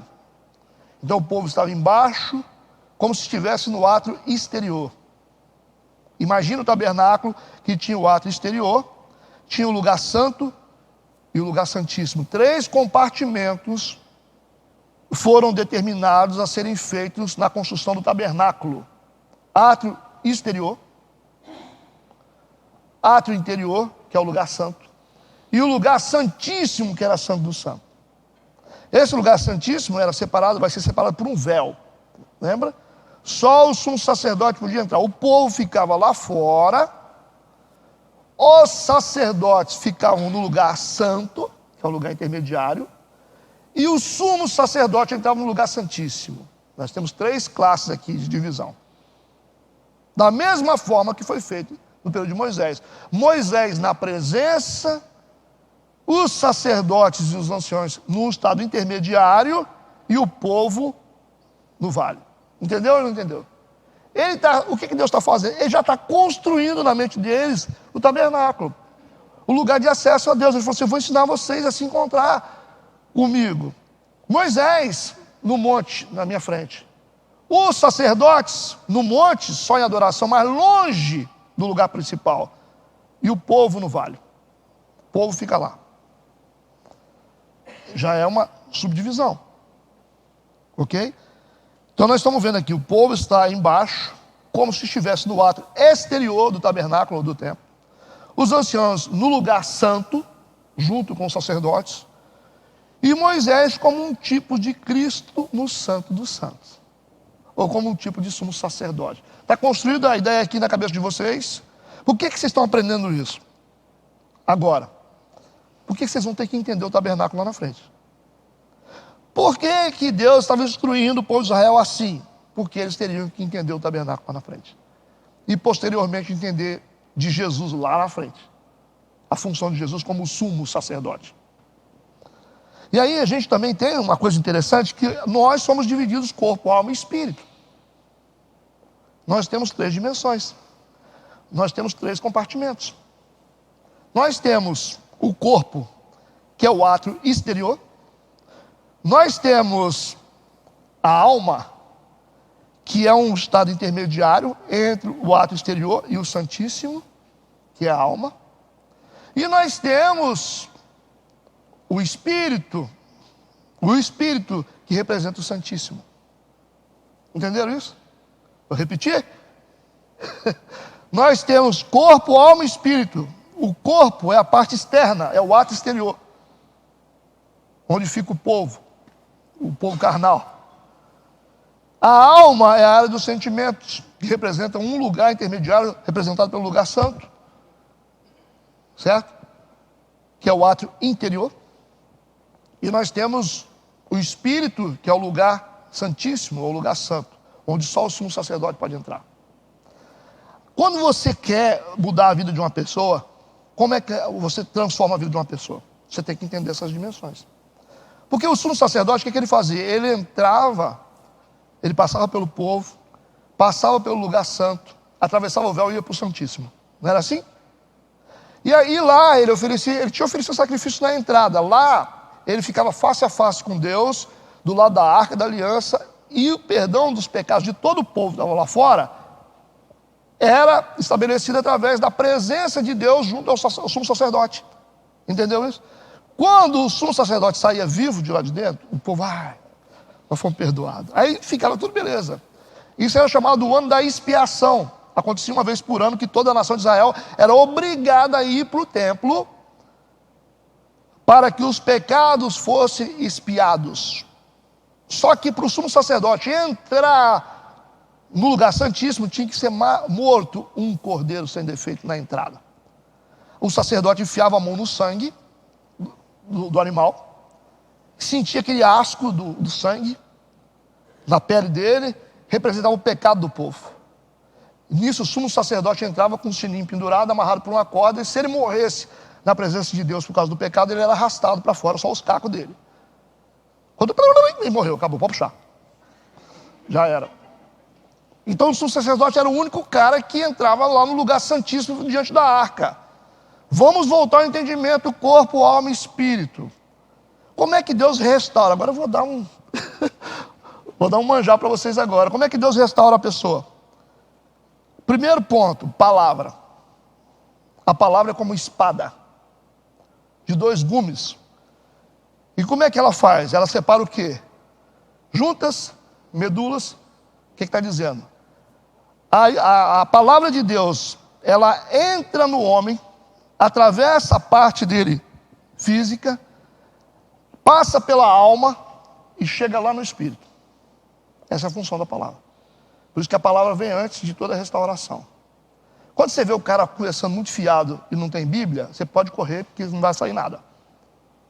Entendeu o que eu estou falando? Quem não tem Bíblia, conta história. Aí fica blá blá blá. O grande engano do diabo é esse, é você ficar falando um monte de coisa e esquecer da Bíblia. É um problema sério isso aí. Aí você fala, você não abriu a Bíblia não, esse cara? Aí você fala, não abriu a Bíblia ainda? O cara contou quantos boi que ele tem, contou lá que não sei o quê, mas não tem a Bíblia. Esse é um problema sério. É uma questão altamente espiritual. Porque a palavra tem primazia, porque a palavra é como espada, é ela que abre a fenda no homem. Ok? Então Jesus é o sumo sacerdote. Cristo só entra no templo, que é o nosso corpo, e vai no centro, na parte central, que é o Espírito, se a palavra abrir o caminho. Entendeu isso? Por isso que a palavra é como espada. Ela abre o caminho. Jesus é o sumo sacerdote, ele atravessa o átrio, que é o nosso corpo, o átrio exterior, passa para o átrio interior, que é a nossa alma, a área de sentimento, atravessa e vai no lugar santíssimo, que é o Espírito. Aí estabelece uma conexão entre nós e Deus. É assim que a pessoa é curada. É assim que se é tratado. Jesus ele tem que entrar lá dentro, mas ele só entra se a palavra abrir. Então o sumo sacerdote, ele só entra se houver uma passagem feita para ele. Entendeu isso? Então o templo e o tabernáculo e o corpo é a mesma coisa. A configuração do nosso corpo é a mesma configuração do tabernáculo. Corpo, alma e espírito. Ato exterior, ato interior, lugar santíssimo. Mesma coisa. Tudo bem? Já podemos ir embora? Vamos terminar aqui primeiro, vamos lá. Versículo 15. Subindo Moisés ao monte, a nuvem cobriu o monte. Aí. Essa nuvem era a glória do Senhor. É uma nuvem espessa, grossa. Ok? O versículo 16 explica. E a glória do Senhor repousou sobre o monte Sinai, e a nuvem o cobriu por 6 dias. Imagina? E ao 7º dia chamou a Moisés do meio da nuvem, versículo 17. E o parecer da glória do Senhor era como um fogo consumidor no cume do monte aos olhos dos filhos de Israel. Perceberam a mesma palavra que apareceu em Deuteronômio, aqui um movimento, aquele monte de coisa aparecendo, aparece aqui agora. Versículo 18. E Moisés entrou no meio da nuvem, depois que subiu ao monte, e Moisés esteve no monte 40 dias e 40 noites. Está lá, e ele vai descer com as tábuas da lei. Entendeu isso? E é isso. Parou aqui a experiência até o do versículo 18, né?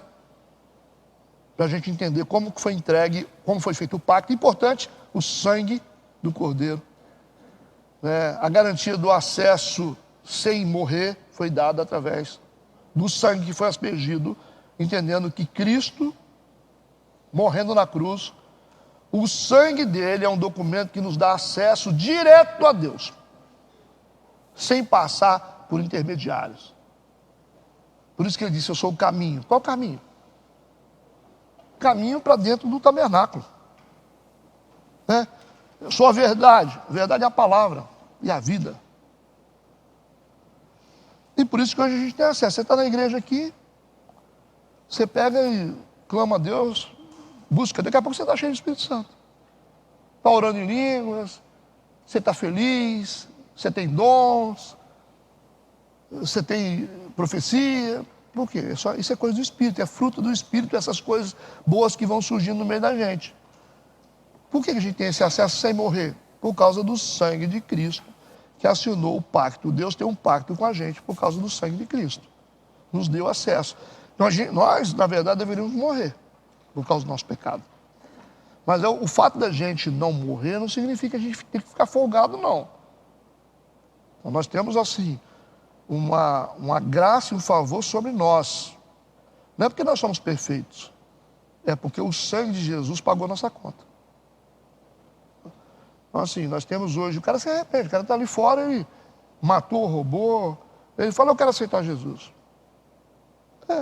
Aceitou Jesus, se arrependeu, alcançou misericórdia, daqui a pouco é membro da igreja, daqui a pouco senta na mesa, está tomando Santa Ceia.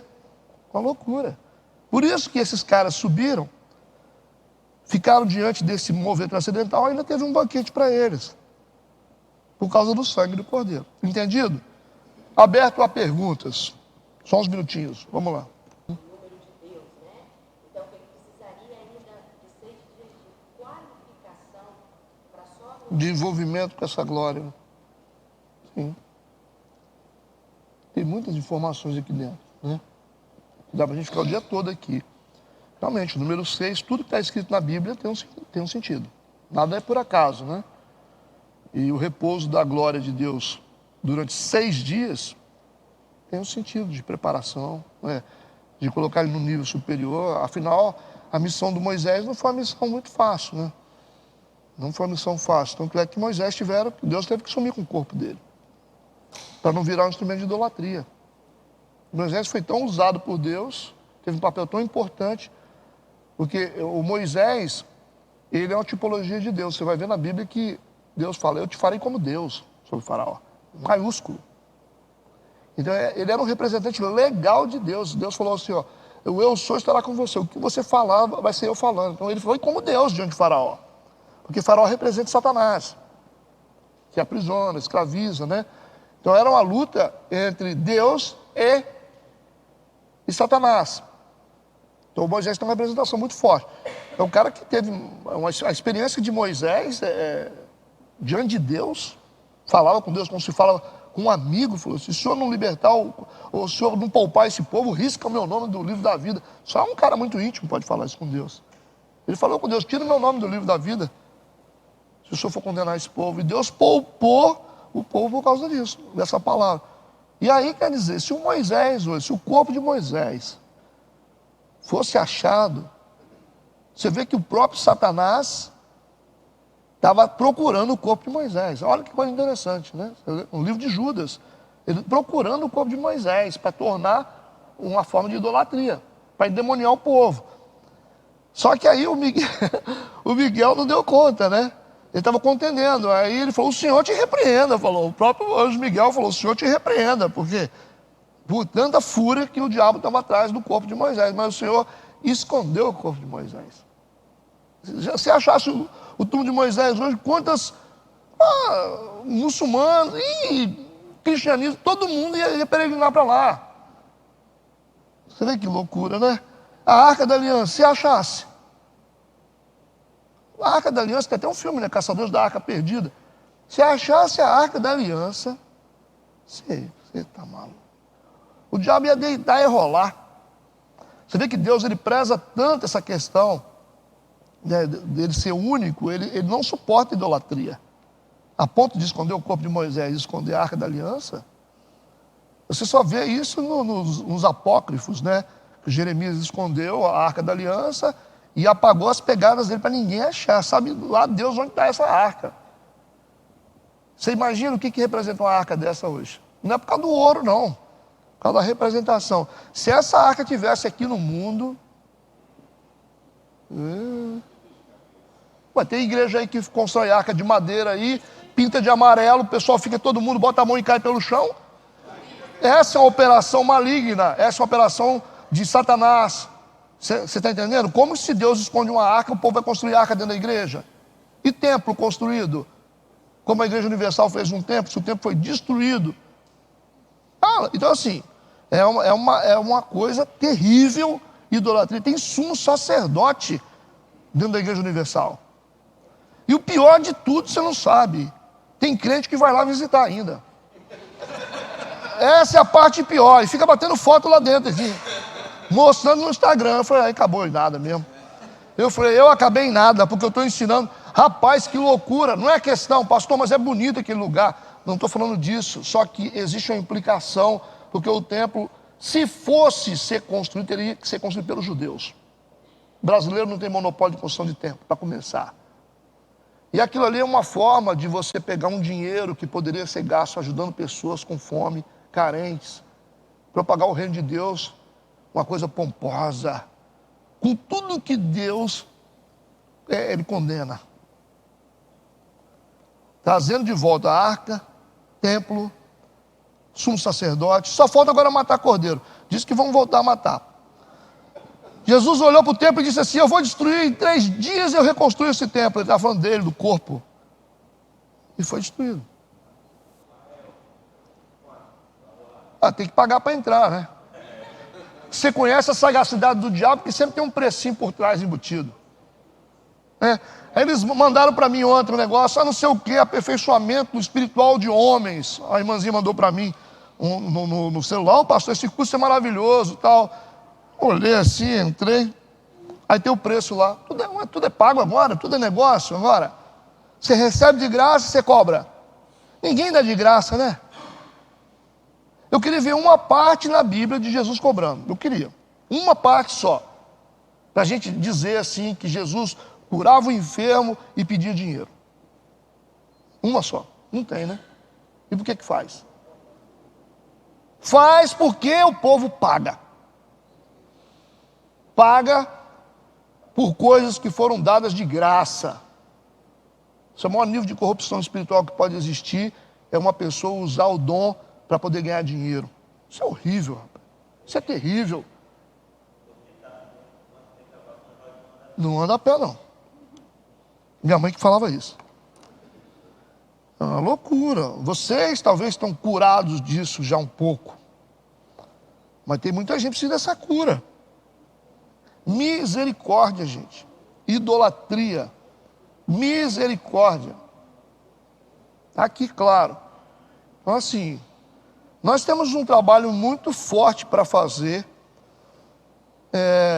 Muito mais difícil para limpar essa corrupção gospel. Tirar esse monte de deuses que estão sobre os altares e dizer assim, você é homem comum, você não é Deus. Esse é um trabalho muito duro. Limpar a idolatria das igrejas e dizer só que Jesus é Deus. Essa é a parte mais difícil. O cara vai em Israel, pega um negocinho lá, traz uma areiazinha. O diabo entra por essas brechas. Quando você acreditar que essas coisas têm poder. O óleo é um elemento de fé, de ativação de fé, isso é bíblico. Mas você não pode acreditar que o óleo tem poder.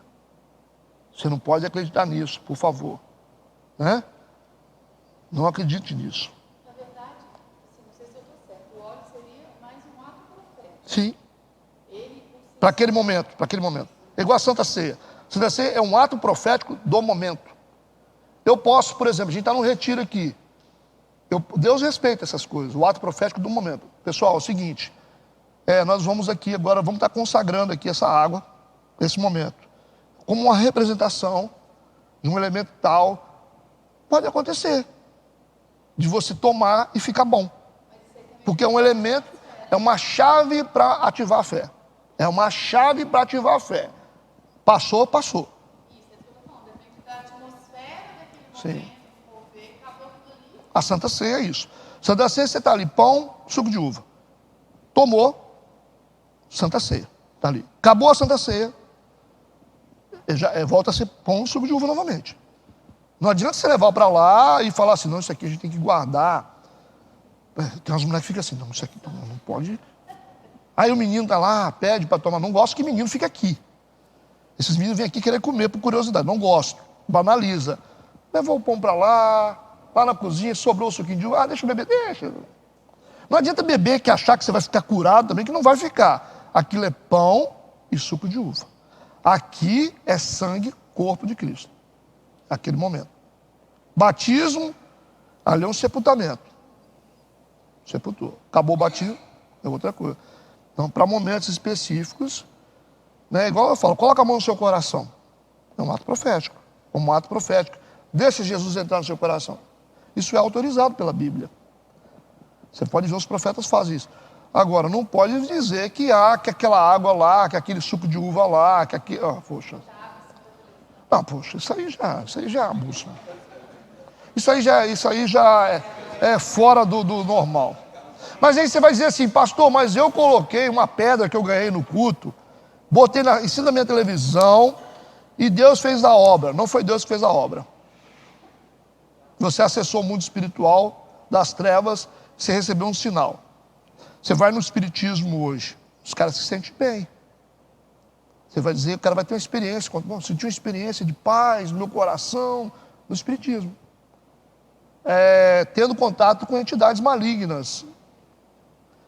Que o diabo é assim, né? Ele dá com a mão e depois arranca com a pá mecânica. E a gente, assim, no início é melzinho na chupeta. Você vai no satanismo mesmo, começa assim. Você começa a correr em volta da fogueira, florzinha na cabeça, lá, roupinha branca. É assim. Daqui a pouco, você está nas trevas.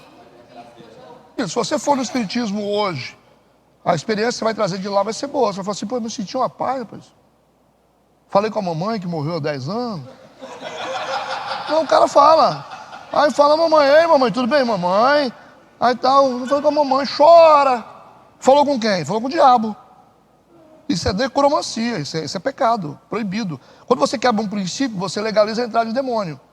Toda vez que você quebrou um princípio espiritual, o diabo ele fica assim, ó, procurando uma brecha. Ele quer que você quebre a lei, o que foi com Daniel, os inimigos. Ó, a gente só pode entrar na vida dele através da lei do Deus dele. Se ele quebrar a lei do Deus dele, a gente entra. Não conseguia, que Daniel era blindado.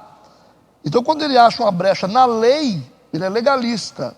Você quebrou a lei, não furtarás. Aí você abriu a brecha, a fenda ele atravessa por ali. Aí ele faz a lei, não adianta.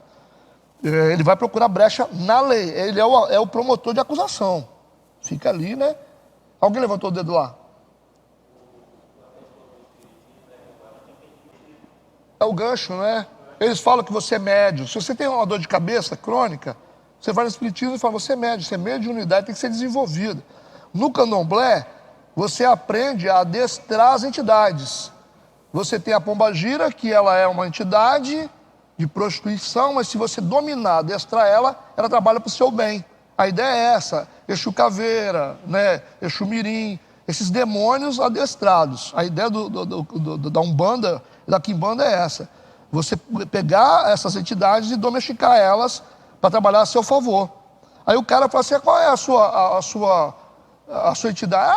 A minha entidade é Pombagira. Enche o peito, ele fala, é Pombagira. O outro é Exu Mirim, o outro é o marinheiro, não sei o que, aí desce em cima dele, e eles acham que eles conseguem fazer coisas boas através do adestramento das entidades. Vamos lá, Deus, obrigado por esse tempo na tua casa, nos leve em paz, guardados e abençoados pelo teu poder, que tenhamos um dia muito abençoado, em nome de Jesus, amém, amém. Vamos em paz, gente.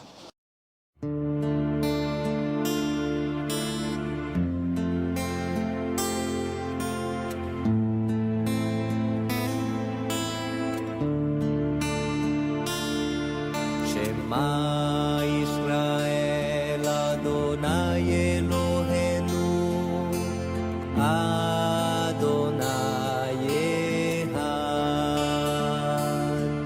Shema Israel Adonai Eloheinu Adonai Echad.